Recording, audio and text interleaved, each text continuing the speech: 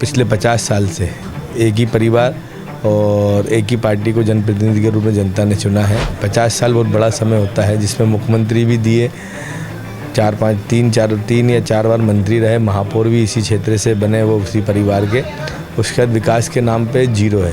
1 महीने 1.5 महीने पहले आनंद फानंद में रोडों के काम किया गया है। सालों से रोड नहीं है। सीवेज बहुत बड़ी समस्या है इस क्षेत्र की। जब बारिश होती है तो घरों में 8-8, 9-9 फीट तक पानी भर जाता है। सरकारी अस्पताल यहाँ एक भी नहीं बना अभी तक। 10,000 युवा बेरोजगार है। मैंने 1.5 साल पहले से सर्वे कराया था, जिसमें 10,000 युवा बेरोजगारी का मेरे पास डाटा है, जिनका मोबाइल नंबर हमारे पास है। हमारे साथ हैं गोविंदपुरा विधानसभा सीट से कांग्रेस से चुनाव लड़ रहे रविंद्र साहू। साहू जी, स्वागत है आपका नमस्कार। न्यूज़ में। साहू जी, इस बार आप पर कांग्रेस पार्टी ने भरोसा जताया है और काफ़ी ज़ोर शोर से आप प्रचार प्रसार में भी लगे हुए हैं, तो क्या रणनीति इस बार लेकर चल रहे हैं आप?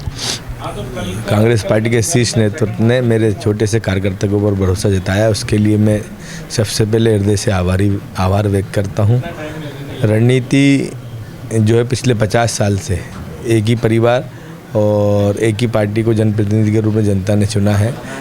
क्षेत्र में कहीं भी कोई 50 साल बहुत बड़ा समय होता है, जिसमें मुख्यमंत्री भी दिए, तीन या चार बार मंत्री रहे, महापौर भी इसी क्षेत्र से बने, वो उसी परिवार के। उसके बाद विकास के नाम पे जीरो है। आप जिस क्षेत्र में अभी आए हैं, यहाँ आप देखेंगे तो नाले घरों के बिल्कुल घर के लेवल पे नाले बह रहे हैं। रोड कहीं है नहीं। अभी 1 महीने 1.5 महीने पहले आनंद फानंद में रोडों के काम किया गया है। उसके सालों से रोड नहीं है।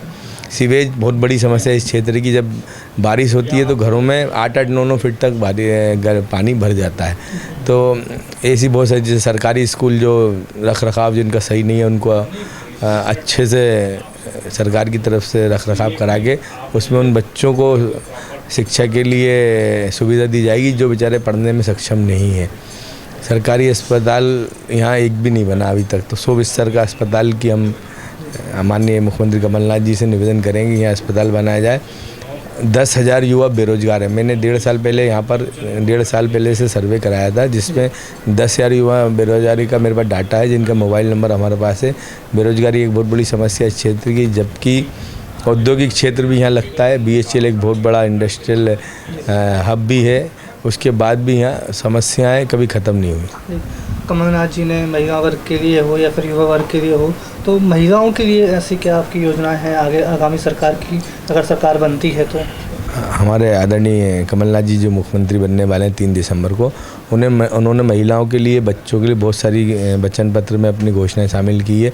1500 रुपये हर महीने हर महिला को दिया जाएगा। 500 रुपये फर्स्ट क्लास से 8वीं तक के बच्चों के लिए, 8वीं से 10वीं तक के बच्चों के लिए 1000 रुपये, और 10वीं से 12वीं तक के बच्चों के लिए 1500 रुपये है। और महिलाओं के लिए एक और महत्वपूर्ण, रसोई गैस 500 रुपये में देंगे जी। गोविंदपुरा की हम विकास करें, इंडस्ट्रियल एरिया होने के साथ साथ कहीं ना कहीं विकास की रफ्तार थोड़ी धीमी है। कहीं नहीं, बहुत सारी धीमी है। एक तो BHEL के होने की वजह से 70% तो यहाँ पर जो विकास हुआ है वो BHEL ने किया है।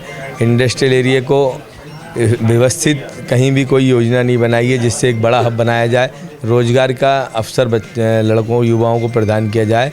ऐसा कोई भी सिस्टम 50 साल में नहीं बनाया गया। इतना बड़ा समय, 50 साल 2.5 से 3 पीढ़ी होती है। 50 साल में तो पेरिस बना दिया जाता है जगह को। उसके बाद भी गोविंदपुरा में कोई भी चीज़ को व्यवस्थित नहीं किया गया है, क्योंकि जनप्रतिनिधि जो रहे हैं, कोरोना काल में हमने देखा कि गोविंदपुरा विधानसभा में वो जनप्रतिनिधि घर से निकलने में ही डर रहे थे।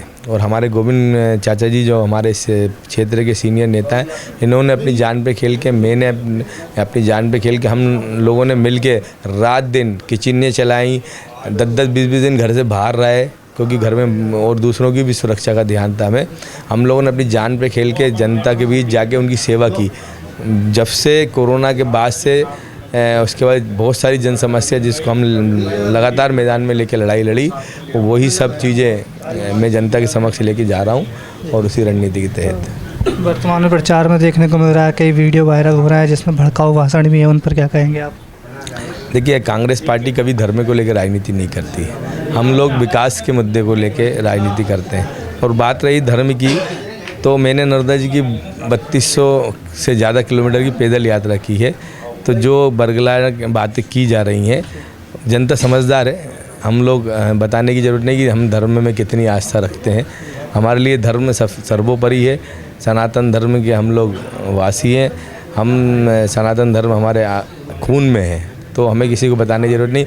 अब क्योंकि ये घबरा चुके हैं। कल खेजड़ा गांव में, करारिया गांव में गाड़ी रोक के बहुत विरोध किया गया।